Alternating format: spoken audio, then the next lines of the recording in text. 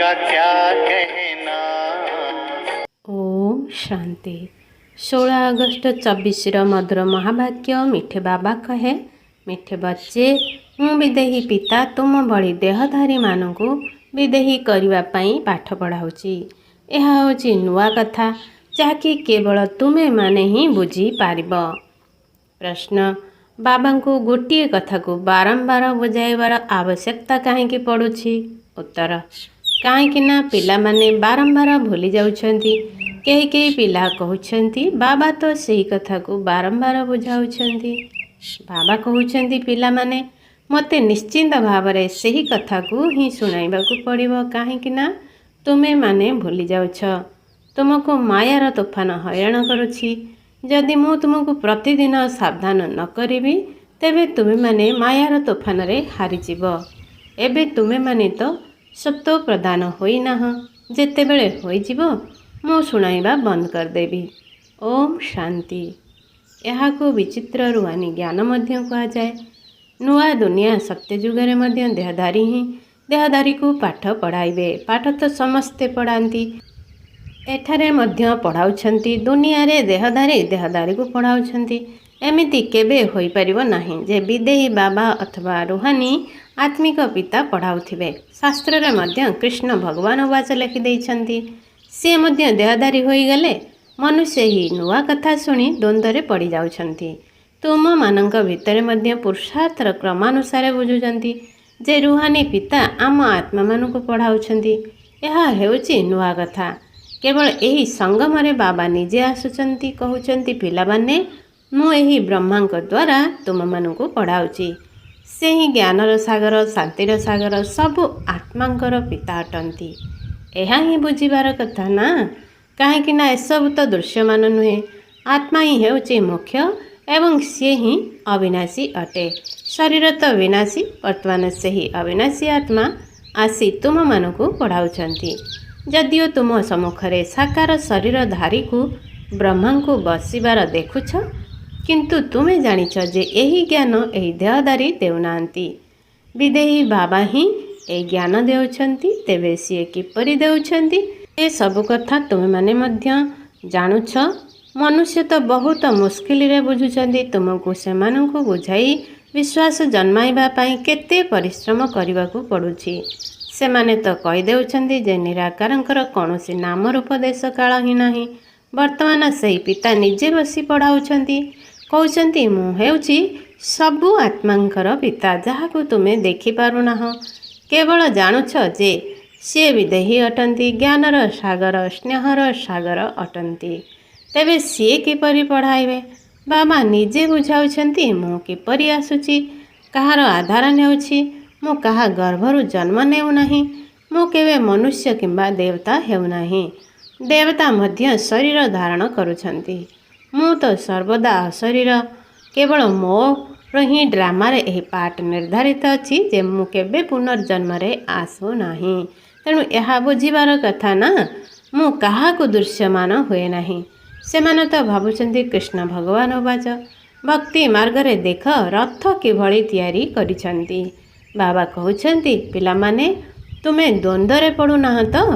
जदि किछि बुझी पारुनाह तेबे आसी बाबांक निकटरू बुझ। एमिति तो न पचारिले मध्य बाबा सबु किछि बुझाई देउछंती। तुमको किछि भी पचारिबार आवश्यकता पड़ुनाही। मु एही पुरुषोत्तम संगम जुगरे ही अवतार नेउछि। मोर जन्म मध्य विचित्र अटे। तुम मानंको मध्य आश्चर्य लागुछि जे बाबा केते बड़ परीक्षा रे उत्तीर्ण कराई देउछंती। बहुत श्रेष्ठ अर्थात विश्वर मालिक कराइबा पई पढ़ाउछंती। यह आश्चर्यर कथा ना। हे आत्मा माने प्रत्येक 5000 वर्ष परे मु तुमर सेवा करबा पई आसुछि। आसी आत्मा मानकु पाठ पढ़ाउछि ना। कल्प कल्प कल्पर संगम जुगरे तुम मानक पई आसुछि। अधा कल्प धरी तुमे डाकी आसीछ। हे बाबा पतित पावन आस। कृष्ण को कही पतित पावन कहती नाही। पतित पावन परम पिता परमात्मा को ही कहती। तेबे बाबा को मध्य पतित मानंकु पवित्र करने पाई आसवाक पड़िबो। सेथि पाई तांकु अकाल मृत सत्य बाबा ଅକାଳ ମୂରତ ସତ୍ୟ ଶିକ୍ଷକ, ଅକାଳ ମୂରତ ସଦ୍ଗୁରୁ କୁହାଯାଏ। ଶିଖ ଧର୍ମର ମଧ୍ୟ ବହୁତ ଭଲ ଭଲ ସ୍ଲୋଗାନମାନ ରହିଛି, କିନ୍ତୁ ସେମାନଙ୍କୁ ଏହା ଜଣା ନାହିଁ ଯେ ସଦ୍ଗୁରୁ ଅକାଳ ମୂରତ କେବେ ଆସୁଛନ୍ତି। ଏହା ମଧ୍ୟ ଗାୟନ ରହିଛି, ମନୁଷ୍ୟ ସେ ଦେବତା କିଏ କରତ ନ ଲାଗେ ୱାର, ତେବେ ସିଏ କେବେ ଆସି ମନୁଷ୍ୟକୁ ଦେବତା କରାଉଛନ୍ତି। ସେ ସମସ୍ତଙ୍କର ସଦ୍ଗତି ଦାତା। ଏ କଥା ପକ୍କା ପକ୍କା ନିଶ୍ଚୟ ହେବା ଆବଶ୍ୟକ। ସେ ଆସି କ'ଣ କହୁଛନ୍ତି? କେବଳ କହୁଛନ୍ତି ମନ୍ମନା ଭବ। କେବଳ ତା'ର ଅର୍ଥ ହିଁ ବୁଝାଉଛନ୍ତି, ଅନ୍ୟ କୌଣସି ବି ଅର୍ଥ ବୁଝାଉନାହାନ୍ତି। ତୁମକୁ ସଦ୍ଗୁରୁ ଅକାଳ ମୂରତ ଏହି ବ୍ରହ୍ମାଙ୍କ ଶରୀରରେ ଆସି ବୁଝାଉଛନ୍ତି ଯେ ନିଜକୁ ଆତ୍ମା ନିଶ୍ଚୟ କର। ତେବେ ଏକଥା ବୁଝିବା ଉଚିତ, ତୁମ ସନ୍ତାନମାନଙ୍କର ସେବାରେ ଅର୍ଥାତ୍ ତୁମକୁ ବିଶ୍ୱର ମାଲିକ କରିବା ପାଇଁ ବାବାଙ୍କୁ ଧରା ପୃଷ୍ଠକୁ ଆସିବାକୁ ପଡ଼ୁଛି। ବୁଝାଉଛନ୍ତି, ହେ ଆତ୍ମିକ ସନ୍ତାନମାନେ, ତୁମେ ପୂର୍ବରୁ ସତ୍ୟ ପ୍ରଧାନ ଥିଲ, ପୁଣି ତମ ପ୍ରଧାନ ହୋଇଗଲ। ଏହି ସୃଷ୍ଟିର ଚକ୍ର ଘୁରି ଚାଲିଛି ନା? ପବିତ୍ର ଦୁନିଆ ଏହି ଦେବତାମାନଙ୍କର ହେଇଥିଲା, ତେବେ ସେମାନେ ସବୁ ଗଲେ କୁଆଡ଼େ? ଏହା କାହାକୁ ମଧ୍ୟ ଜଣା ନାହିଁ। ସମସ୍ତେ ଦ୍ୱନ୍ଦ୍ୱରେ ପଡ଼ିଛନ୍ତି। ବାବା ଆସି ତୁମମାନଙ୍କୁ ବୁଦ୍ଧିମାନ କରାଉଛନ୍ତି। କହୁଛନ୍ତି, ପିଲାମାନେ, ମୁଁ ତ କଳ୍ପରେ ଥରେ ମାତ୍ର ଆସୁଛି। ପବିତ୍ର ଦୁନିଆକୁ ମୁଁ କାହିଁକି ଆସିବି? ସେଠାକୁ ତ କାଳ ଆସିବ ନାହିଁ। ଆଉ ବାବା ତ କାଳମାନଙ୍କର କାଳ ଅଟନ୍ତି। ତାଙ୍କୁ ସତ୍ୟ ଯୁଗରେ ଆସିବାର ଆବଶ୍ୟକତା ହିଁ ନାହିଁ। ସେଠାକୁ କାଳ ମଧ୍ୟ ଆସୁନାହିଁ, ତେଣୁ ମହାକାଳ ମଧ୍ୟ ଆସୁନାହାନ୍ତି। ସିଏ ଆସି ସବୁ ଆତ୍ମାମାନଙ୍କୁ ସାଥିରେ ନେଇଯାଉଛନ୍ତି। ତୁମେ ସମସ୍ତେ ଖୁସିରେ ସାଥିରେ ଯାଉଛ ନା? କହୁଛ, ହଁ ବାବା, ଆମେ ଖୁସି ଖୁସିରେ ଯିବା ପାଇଁ ପ୍ରସ୍ତୁତ ଅଛୁ। ସେଥିପାଇଁ ତ ଆମେ ଆପଣଙ୍କୁ ଡାକିଥିଲୁ ଯେ ଏହି ପତିତ ଦୁନିଆରୁ ଆମକୁ ଭାୟା ଶାନ୍ତିଧାମ ପବିତ୍ର ଦୁନିଆକୁ ନେଇ ଚାଲ। ତୁମେ ପିଲାମାନେ ଏହି କଥାକୁ ଘଡ଼ି ଘଡ଼ି ଭୁଲି ଯାଅ ନାହିଁ। କିନ୍ତୁ ମାୟା ଶତ୍ରୁ ଛିଡ଼ା ହୋଇଛି, ଆଉ ଘଡ଼ି ଘଡ଼ିକୁ ଭୁଲାଇ ଦେଉଛି। ମୁଁ ମାଷ୍ଟର ସର୍ବଶକ୍ତିମାନ ତ ମାୟା ମଧ୍ୟ ଶକ୍ତିମାନ ଅଟେ। ସିଏ ମଧ୍ୟ ଅଧା କଳ୍ପ ଧରି ତୁମ ଉପରେ ରାଜତ୍ୱ କରୁଛି, ସବୁ କଥା ଭୁଲାଇ ଦେଉଛି। ସେଥିପାଇଁ ବାବାଙ୍କୁ ପ୍ରତ୍ୟେକ ଦିନ ଆସି ବୁଝାଇବାକୁ ପଡ଼ୁଛି। ଯଦି ପ୍ରତ୍ୟେକ ଦିନ ଜାଗ୍ରତ କରାଇବେ ନାହିଁ, ତେବେ ମାୟା ବହୁତ କ୍ଷତି କରିଦେବ। ଏହା ପବିତ୍ର ଏବଂ ଅପବିତ୍ରର ଖେଳ। ତେଣୁ ବାବା କହୁଛନ୍ତି, ନିଜର ଚାଲିଚଳନ ସୁଧାରିବାକୁ ହେଲେ ପ୍ରଥମେ ପବିତ୍ର ହୁଅ। ଦୁନିଆରେ କାମ ବିକାର ପାଇଁ କେତେ ଝଗଡ଼ା ହେଉଛି। ବାବା କହୁଛନ୍ତି, ଏବେ ତୁମକୁ ଜ୍ଞାନର ତୃତୀୟ ନେତ୍ର ମିଳିଛି, ତେଣୁ କେବଳ ଆତ୍ମାକୁ ହିଁ ଦେଖ। ଏହି ସ୍ଥୂଳ ନେତ୍ର ଦ୍ୱାରା ଦେଖ ହିଁ ନାହିଁ। ଆମେ ସବୁ ଆତ୍ମା ଭାଇ ଭାଇ ଅଟୁ, ତେଣୁ ବିକାରଗ୍ରସ୍ତ କିପରି ହେବୁ? ଆମେ ଅଶରୀର ହୋଇ ଆସିଥିଲେ, ପୁଣି ଅଶରୀର ହୋଇ ଘରକୁ ଫେରିଯିବୁ। ଆତ୍ମା ସତ୍ୟ ପ୍ରଦାନ ହୋଇ ଆସିଥିଲା, ପୁଣି ସତ୍ୟ ପ୍ରଦାନ ହୋଇ ନିଜ ମିଠା ଘରକୁ ଚାଲିଯିବ। ତେଣୁ ମୁଖ୍ୟ କଥା ହେଉଛି ପବିତ୍ରତାର। ମନୁଷ୍ୟ କହୁଛନ୍ତି, ପ୍ରତ୍ୟେକ ଦିନ ସେହି ଗୋଟିଏ କଥା ବୁଝାଉଛନ୍ତି। ଏହା ତ ଠିକ୍, କିନ୍ତୁ ଯାହା ବୁଝାଯାଉଛି ତାହା ପାଳନ କରିବା ଦରକାର ନା। ନିଜ ଭିତରେ ଧାରଣ କରିବା ପାଇଁ ବାବା ପ୍ରତ୍ୟେକ ଦିନ ବୁଝାଉଛନ୍ତି, କିନ୍ତୁ କେହି ସେହି ଅନୁସାରେ ଧାରଣ କରୁନାହାନ୍ତି। ତେଣୁ ତାଙ୍କୁ ପ୍ରତ୍ୟେକ ଦିନ ବୁଝାଇବାକୁ ପଡ଼ୁଛି। ପିଲାମାନେ କ'ଣ ଏପରି କହୁଛନ୍ତି କି, ବାବା ଆପଣ ଯେଉଁ କଥା ପ୍ରତ୍ୟେକ ଦିନ ବୁଝାଉଛନ୍ତି ତାକୁ ଆମେ ଭଲ ଭାବରେ ବୁଝିଗଲୁଣି। ଏବେ ଆମେ ତମ ପ୍ରଦାନରୁ ସତ୍ୟ ପ୍ରଦାନ ହୋଇଯିବୁ। ଆପଣ ମୁକ୍ତ ହୋଇଗଲେ, ଏଇଭଳି କହୁଛ କି? ତେଣୁ ବାବାଙ୍କୁ ପ୍ରତ୍ୟେକ ଦିନ ବୁଝାଇବାକୁ ପଡ଼ୁଛି। କଥା ତ ଗୋଟିଏ, କିନ୍ତୁ କେହି ଧାରଣ କରୁନାହାନ୍ତି। ବାବାଙ୍କୁ ହିଁ ମନେ ପକାଉନାହାନ୍ତି। କହୁଛନ୍ତି, ବାବା ଘଡ଼ି ଘଡ଼ି ଭୁଲି ଯାଉଛୁ। ପିଲାମାନଙ୍କୁ ମନେ ପକାଇ ଦେବା ପାଇଁ ବାବା ବାରମ୍ବାର କହି ଚାଲିଛନ୍ତି। ତୁମେ ମଧ୍ୟ ପ୍ରତ୍ୟେକଙ୍କୁ ଏହା ବୁଝାଅ ଯେ ନିଜକୁ ଆତ୍ମା ନିଶ୍ଚୟ କରି ପରମାତ୍ମାକୁ ମନେ ପକାଅ, ତେବେ ତୁମର ପାପ ଘଟିଯିବ। ଏଥିପାଇଁ ଆଉ କୌଣସି ଉପାୟ ନାହିଁ। ବାବା ଆରମ୍ଭ ଏବଂ ଶେଷରେ ଏହି କଥା ହିଁ କହୁଛନ୍ତି।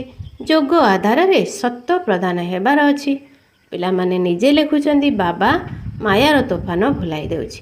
ତେବେ କ'ଣ ବାବା ସାବଧାନ କରିବେ ନାହିଁ? ଛାଡ଼ିଦେବେ? ବାବା ଜାଣିଛନ୍ତି ସମସ୍ତେ ପୁରୁଷାର୍ଥର କ୍ରମାନୁସାରେ ଅଛନ୍ତି। ଯେ ପର୍ଯ୍ୟନ୍ତ ସତ୍ୟ ପ୍ରଦାନ ହୋଇନାହିଁ, ସେ ପର୍ଯ୍ୟନ୍ତ ଘରକୁ ଯାଇପାରିବ ନାହିଁ। ଏହା ତ ଲଢ଼େଇର ମଧ୍ୟ ସମ୍ବନ୍ଧ ରହିଛି। ଲଢ଼େଇ ସେତେବେଳେ ଲାଗିବ ଯେତେବେଳେ ତୁମେ ପୁରୁଷାର୍ଥର କ୍ରମାନୁସାରେ ସତ୍ୟ ପ୍ରଦାନ ହୋଇଯିବ। ଜ୍ଞାନ ତ ଗୋଟିଏ ସେକେଣ୍ଡର, ତୁମେ ବେହେଦର ବାବାଙ୍କୁ ମାଇଗଲ, ତେବେ ତାଙ୍କଠାରୁ ବେହେଦର ସୁଖ ସେତେବେଳେ ମିଳିବ ଯେତେବେଳେ ତୁମେ ପବିତ୍ର ହେବ। ତେଣୁ ପୁରୁଷାର୍ଥ ଭଲ ଭାବରେ କରିବାକୁ ହେବ। କେତେକ ପିଲା କିଛି ବି ବୁଝୁନାହାନ୍ତି, ବାବାଙ୍କୁ ମନେ ପକାଇବା ପାଇଁ ବୁଦ୍ଧି ଆସୁନାହିଁ, କାରଣ ଏହି ପାଠ କେବେ ପଢ଼ି ହିଁ ନାହାନ୍ତି। ସାରା ସୃଷ୍ଟିଚକ୍ର ଭିତରେ ନିରାକାର ପିତାଙ୍କ ନିକଟରୁ କେହି ପାଠ ପଢ଼ି ନାହାନ୍ତି। ତେବେ ଏହା ନୂଆ କଥା ହେଲା ନା। ବାବା କହୁଛନ୍ତି, ମୁଁ ତୁମକୁ ସତ୍ୟ ପ୍ରଦାନ କରିବା ପାଇଁ ପ୍ରତି 5000 ବର୍ଷ ପରେ ଆସୁଛି। ଯେ ପର୍ଯ୍ୟନ୍ତ ସତ୍ୟ ପ୍ରଦାନ ହୋଇନାହଁ ସେ ପର୍ଯ୍ୟନ୍ତ ଏହି ପଦ ପ୍ରାପ୍ତ କରିପାରିବ ନାହିଁ। ଯେମିତି ଅନ୍ୟ ପାଠରେ ଫେଲ୍ ହେଉଛନ୍ତି, ସେମିତି ଏହି ପାଠରେ ମଧ୍ୟ ଫେଲ୍ ହେଉଛନ୍ତି। ଶିବ ବାବାଙ୍କୁ ମନେ ପକାଇବା ଦ୍ୱାରା କ'ଣ ହୁଏ ଏକଥା ବୁଝୁନାହାନ୍ତି।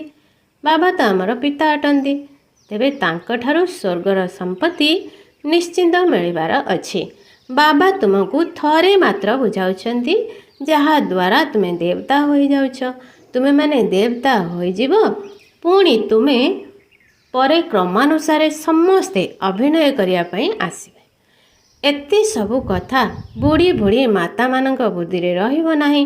ତେଣୁ ବାବା କହୁଛନ୍ତି, ନିଜକୁ ଆତ୍ମା ଭାବି ବାବାଙ୍କୁ ମନେ ପକାଅ। ବାସ୍ ସେହି ଶିବ ବାବା ହିଁ ସବୁ ଆତ୍ମାଙ୍କର ପିତା ଅଟନ୍ତି।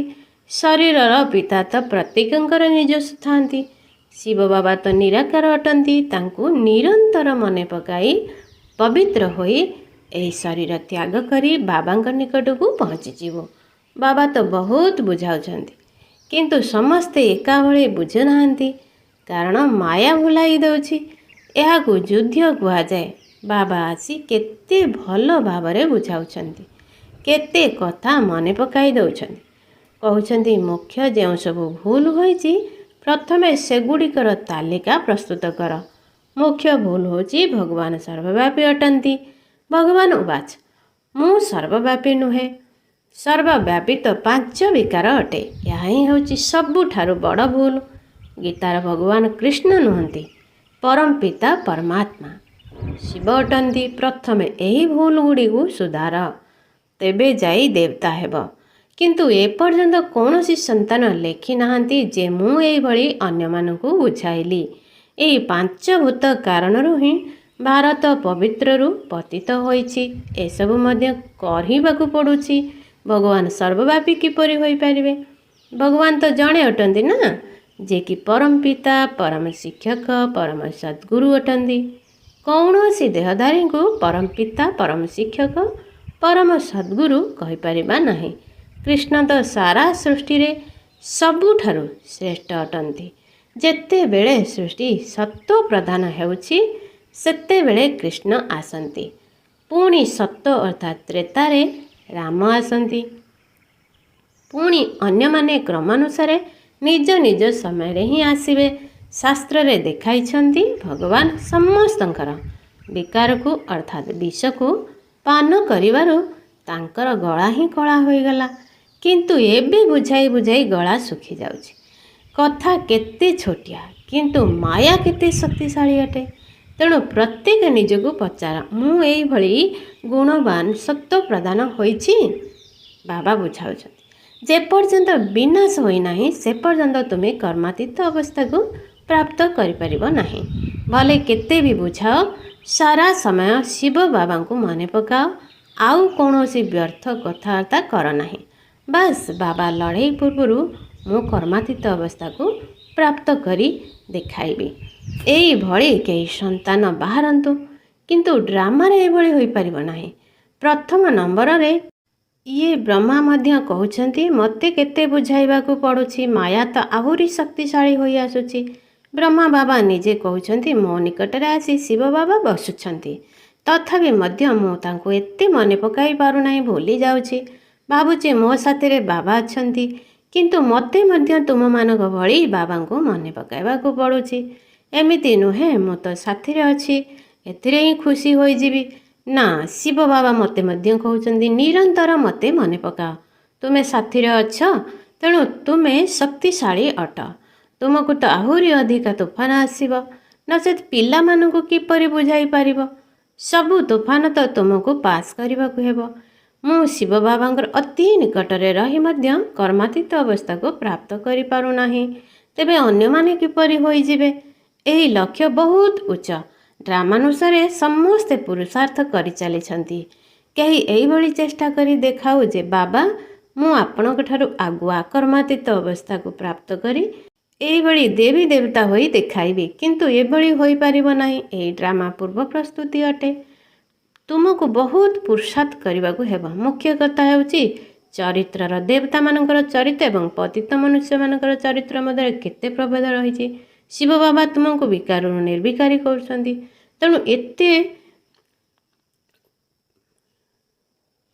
ତେଣୁ ଏବେ ପୁରୁଷାର୍ଥ କରି ବାବାଙ୍କୁ ମନେ ପକାଇବାକୁ ପଡ଼ିବ। ଏ କଥା ଭୁଲି ଯାଅ ନାହିଁ। ବାକି ଅବଳା ମାତା କନ୍ୟାମାନେ ପରର ଅଧୀନ ହୋଇଯାଇଛନ୍ତି, ଅର୍ଥାତ୍ ରାବଣର କବଳରେ ଅଛନ୍ତି। ତେବେ ସେମାନେ କ'ଣ କରିପାରିବେ? ତୁମେ ସନ୍ତାନମାନେ ରାମ ଅର୍ଥାତ୍ ଈଶ୍ୱରଙ୍କ ଅଧୀନରେ ଅଛ, ସେମାନେ ରାବଣର ଅଧୀନରେ ଅଛନ୍ତି। ବର୍ତ୍ତମାନ ପରସ୍ପର ମଧ୍ୟରେ ଯୁଦ୍ଧ ଚାଲୁଛି, ବାକି ରାମ ଏବଂ ରାବଣ ଭିତରେ ଯୁଦ୍ଧ ଚାଲୁନାହିଁ। ବାବା ପ୍ରତ୍ୟେକ ଦିନ ତୁମମାନଙ୍କୁ ଭିନ୍ନ ଭିନ୍ନ ପ୍ରକାରରେ ବୁଝାଉଛନ୍ତି। କହୁଛନ୍ତି ମିଠା ମିଠା ପିଲାମାନେ ନିଜକୁ ସୁଧାରି ଚାଲ। ପ୍ରତ୍ୟେକ ଦିନ ରାତିରେ ନିଜର ଦିନଚର୍ଯ୍ୟା ଦେଖ। ସାରା ଦିନ ଭିତରେ ମୁଁ କୌଣସି ଆସୁରୀ ବ୍ୟବହାର କରିନାହିଁ ତ? ବଗିଚାରେ ଫୁଲଗୁଡ଼ିକ କ୍ରମାନୁସାରେ ତ ହୋଇଥାନ୍ତି, ଦୁଇଟି ଫୁଲ ଏକାଭଳି ହୋଇପାରିବେ ନାହିଁ। ସେହିଭଳି ସବୁ ଆତ୍ମାକୁ ନିଜ ନିଜର ପାଠ ମିଳିଛି। ପ୍ରତ୍ୟେକ ଅଭିନେତା ନିଜସ୍ୱ ଅଭିନୟ କରୁଛନ୍ତି। ବାବା ମଧ୍ୟ ଏଠାକୁ ଆସି ନିଜର ସ୍ଥାପନାର କାର୍ଯ୍ୟ ସମ୍ପୂର୍ଣ୍ଣ କରୁଛନ୍ତି। ପ୍ରତ୍ୟେକ 5000 ବର୍ଷରେ ଥରେ ଆସି ବିଶ୍ୱର ମାଲିକ କରାଉଛନ୍ତି। ସେ ବେହେଦର ବାବା ଅଟନ୍ତି ନା, ତେଣୁ ନିଶ୍ଚିନ୍ତ ନୂଆ ଦୁନିଆର ସମ୍ପତ୍ତି ଦେବେ। ଆଚ୍ଛା, ମିଠେ ମିଠେ ଶିଖିଲା ଦେ ସନ୍ତାନମାନଙ୍କ ପ୍ରତି ମାତା ପିତା ବାପ ଦାଦାଙ୍କର ମଧୁର ସ୍ନେହ ଭରା ସ୍ମୃତି ଏବଂ ସୁପ୍ରଭାତ। ଆତ୍ମିକ ପିତାଙ୍କର ଆତ୍ମିକ ସନ୍ତାନମାନଙ୍କୁ ନମସ୍ତେ। ଆତ୍ମିକ ସନ୍ତାନମାନଙ୍କର ଆତ୍ମିକ ମାତା ପିତାଙ୍କୁ ନମସ୍ତେ ନମସ୍ତେ ନମସ୍ତେ। ଧାରଣା ପାଇଁ ମୁଖ୍ୟ ସାର। 1. ଜ୍ଞାନର ତୃତୀୟ ନେତ୍ର ଦ୍ୱାରା ଆମକୁ ହିଁ ଦେଖିବାର ଅଛି। ଶାରୀରିକ ନେତ୍ର ଦ୍ୱାରା ଦେଖିବାର ହିଁ ନାହିଁ। ଅଶରୀର ହେବାର ଅଭ୍ୟାସ କରିବାର ଅଛି। 2. ବାବାଙ୍କର ସ୍ମୃତି ଦ୍ୱାରା ନିଜର ଦୈବୀ ଚରିତ୍ର ନିର୍ମାଣ କରିବାକୁ ହେବ। ନିଜର ହୃଦୟକୁ ପଚାରିବାକୁ ହେବ ଯେ ମୁଁ କେତେ ଦୂର ଗୁଣବାନ ହେଲିଣି। ମୁଁ ସାରା ଦିନ ଭିତରେ କେବେ ବି ଆସୁରୀ ବ୍ୟବହାର କରିନାହିଁ ତ? ବରଦାନ। ସର୍ବଦା କେୟାରଫୁଲ ଅର୍ଥାତ୍ ଯତ୍ନବାନ ରହି ମାୟାର ରାଜକୀୟ ରୂପର ଛାୟାଠାରୁ ସୁରକ୍ଷିତ ରହୁଥିବା ମାୟା ପ୍ରଭୁ ଭାବ। ବର୍ତ୍ତମାନ ସମୟରେ ମାୟା ପ୍ରକୃତ ଜ୍ଞାନକୁ ବା ଉଦ୍ଭବ କରିବାର ଶକ୍ତିକୁ ଲୁଚାଇ ଦେଇ ଭୁଲକୁ ଠିକ୍ ଅନୁଭବ କରାଇ ଦେଉଛି। ଯେପରି କେହି ଯଦି କାହାକୁ ଯାଦୁ ମନ୍ତ୍ର କରିଦିଏ ତେବେ ସେ ତାର ଅଧୀନ ହୋଇଯାଏ, ସେହିପରି ରାଜକୀୟ ରୂପର ମାୟା ପ୍ରକୃତ ସତ୍ୟକୁ ବୁଝିବାକୁ ଦେଉନାହିଁ। ସେଇଥିପାଇଁ ବାପଦାଦା ବିଶେଷ ଧ୍ୟାନ ଦେବା ଉପରେ ବହୁତ ଗୁରୁତ୍ୱ ଦେଉଛନ୍ତି। ତୁମେମାନେ ଏଭଳି କେୟାରଫୁଲ ରୁହ, ଯାହାକି ମାୟାର ଛାୟାଠାରୁ ସୁରକ୍ଷିତ ରହି ମାୟା ପ୍ରଭୁ ଅର୍ଥାତ୍ ମାୟାର ପ୍ରଭାବରୁ ମୁକ୍ତ ହୋଇଯାଅ। ବିଶେଷ କରି ନିଜର ମନବୁଦ୍ଧିକୁ ବାବାଙ୍କର ଛତ୍ର ଛାୟାର ସାହାରାକୁ ନେଇ ଆସ। ସ୍ଲୋଗାନ। ଯେଉଁମାନେ ସହଜ ଯୋଗୀ ସେମାନଙ୍କୁ ଦେଖି ଅନ୍ୟମାନଙ୍କର ମଧ୍ୟ ସହଜରେ ଯୋଗ ଲାଗିଯାଏ। ଓମ୍ ଶାନ୍ତି। हमने प्यार वो पाया जो दुनिया पा नहीं सकती। ଆଜି ମୁରଲୀରୁ 3 ସମାନ। ମୁଁ ସନ୍ତୁଷ୍ଟମଣି ଆତ୍ମା ଅଟେ, ମୁଁ ବିଜୟୀ ଆତ୍ମା ଅଟେ, ମୁଁ ପ୍ରୟୋଗୀ ଆତ୍ମା ଅଟେ।